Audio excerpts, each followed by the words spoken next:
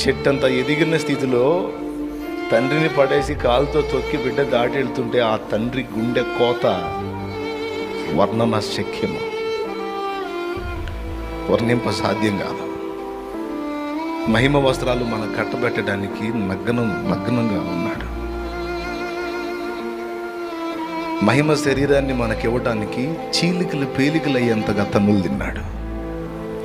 శాశ్వత ఘనతను మనకివ్వడానికి ఉమ్ములు ఆ ముఖం మీద ఊహించుకుని మౌని అయ్యాడు. శాశ్వత నరకం నుంచి మనల్ని తప్పించడానికి నరక యాతన అనుభవించాడు. మట్టి లోకం నుంచి పాతాళానికి వెళ్ళాల్సిన మనల్ని మహిమలోనికి తీసుకెళ్ళడానికి ఈ భూమికి ఆకాశానికి మధ్య వేలాడాడు.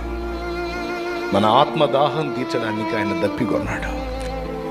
మన ఆత్మీయ ఆకలి తీర్చడానికి ప్రభు ఆకలి కొన్నాడు.